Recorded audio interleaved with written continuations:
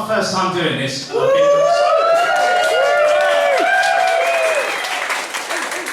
that's my time, thank you very much. I've been super nervous all day, but now I'm up here, it's actually fucking way worse. So, anyone ever do stupid shit when I was a kid? I mean, we all did, because kids are fucking morons. Me and my friend decided, many years ago, back in 1993, I know I don't look that old, I don't look a day over 24, but I assure you I am. So back in 1993, me and my friend Adam decided we're going to bunk off school, and we're going to get cunted. That's the plan. We're 14 years old, we're on the cusp of adulthood. We're ready. So we bunk off school and we decide that we're going to drink all of Adam's mum's drinks cabinet. But we're not mental, we're just going to go for the clear spirits. Because we're pretty sure the coloured spirits are the ones that are really strong. So we're only going to drink the vodka, the Bacardi and the Shinzano in the same fucking glass. With no mixer. I mean, this was a concoction that would put Amy Winehouse on her ass. And mayhem. So 20 minutes later, we're fucked. Right? So, I mean, Adam's a bit more experienced. He's had a couple of bottles of 2020. You remember Mad Dog 2020, makes you froth at the mouth like a mad dog.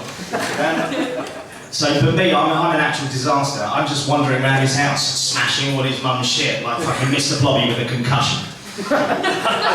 So eventually, much to Adam's relief, I pass out. So Adam picks me up and he puts me in the bath. And he puts the shower on. His plan is to essentially waterboard me sober. The fact that I may drown at any point, it's not important. So Adam's now like, he's got a body in his bath with the shower on his face, and he doesnn't know what to do. And as he stands outside, like, wringing his hands, he doesn't know where to go with this. Our friend Kev walks past. Kev never went to school anyway, he just used to walk his dog all the time, going on adventures and learning life lessons or some shit. So he calls Kev, and Kev's like, I know what to do. What he needs is the opposite of this. He doesn't need to drown, he needs air. So, not the air in Adam's back garden, which would have made more sense, you know, because it's right there, it's enclosed. But no, the air of the great outdoors. His plan is to walk me way across town. Like, so this is what they do, they get me out of the bath, take off my wet clothes and replace them with the most unflattering off-white shorts and t-shirt combo that Adam has. And they hoist me up between them, and we set off like a twisted version of Lord of the Rings, Legolas and Aragorn on either side, and a fucked up Frodo in the middle, like, just fuck Mordor, just take me home. And we set off on an ill-advised odyssey. Across roads, shopping precincts and other dangers. We eventually arrive at a place called Cossington Park, which is a park. It's just like an open field, basically, with a play area. And this is when everyone realises that that's as far as they've got with the plan. Like, we don't know what to do now. We're fucking miles away from home. We can't just set back off, so we put me on a bench. And we reassess the situation. At this point, we look down and a police car pulls into the park and comes towards us. Kevin evaporates. Fucking, he's like, my work here is done, and he's off. But to this day, I've never seen him since. So Adam looks at me and goes, Lee, can you run? I'm like, no. He's like, Lee, the police are here, can you run? And I'm like, oh! So I leap to my feet, and with all the grace of a gazelle with rickets, I take 4 fucking steps forward and find the only muddy puddle in the whole county, and I land it. So the police pull up, one of them gets out the car and apprehends Adam with relative ease, and then the other one runs towards me and she's like, what have you taken? Like a mud monster. I'm like, nothing. She's like, what have you taken? I'm like, vodka.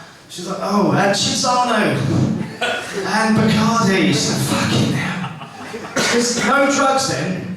So I lift myself out of the puddle, and with all of the dignity that a drunk, wet 14-year-old covered in mud and wearing his mate's PE kit can muster, I'm like, I'm 14, I don't do drugs.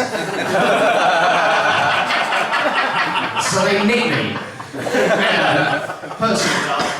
and they take us to the police station, which, by the way, is 20 metres away, because Adam, the police station is right by the gates of Cossington Park. Adam and Kev have dragged me past the police station to get to Cossington Park, And then the police have seen us and gone, probably should arrest him.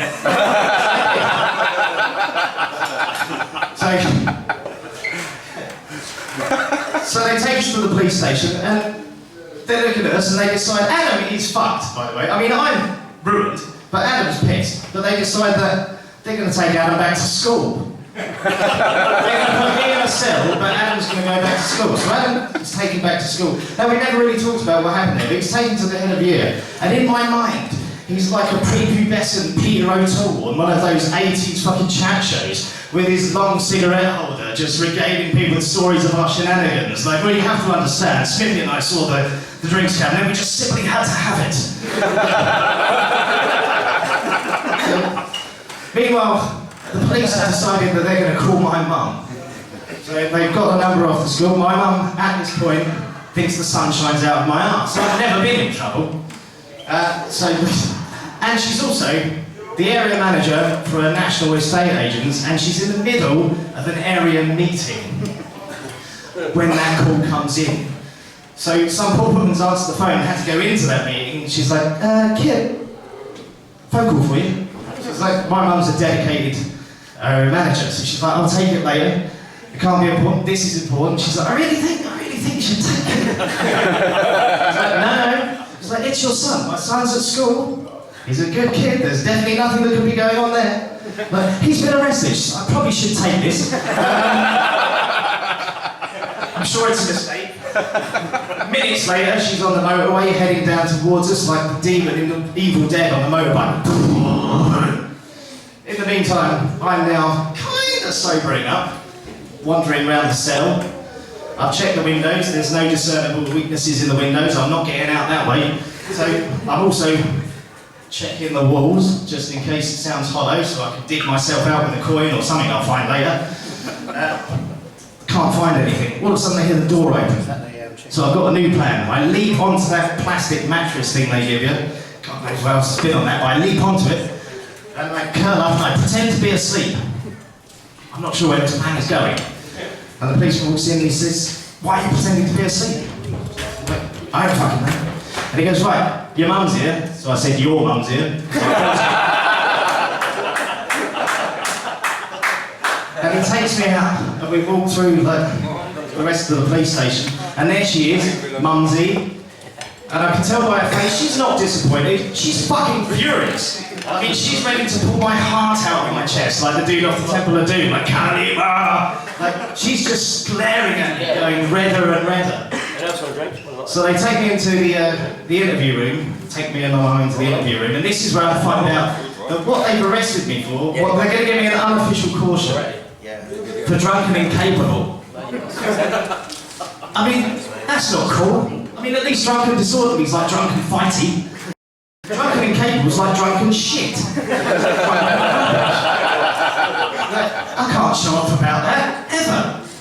So they make me sign a few things, but I'm too drunk to, so my mum does it, which I'm pretty sure is flawed, but they're going to let it slide because my mum's fucking angry, they're terrified of her as much as I am. They're pretty sure they're going to find bits of me in a bin behind McDonald's somewhere. And I'm handed over into the custody of a woman, now purple with rage. She hasn't said a word the whole time, and she hasn't taken her eyes off me. Her eyes by now are black, like a shark's. And she's just staring at me. So we're handed over to her. The police are trying to make things better. They're like, oh, he's very polite. Like, he doesn't look like the sort that would normally get into. They're just trying to make her not murder me. So we get into the car. And she looks at me and I make a last-ditch attempt to save my bit short life so far. So I cry. And I cry fucking hard. Like proper tears, snot. I do that thing, that hyperventilation. All of that. And she looks at me, her firstborn, probably more vulnerable than he's been since he was a baby, and her face softens. And she wipes the tears from my face, and she says, like, everything's gonna be alright. And I look at her with my wet eyes, my trembling lip, and we bond in that moment. And then I vomit on her lap. And that's what I've got. So thanks very much.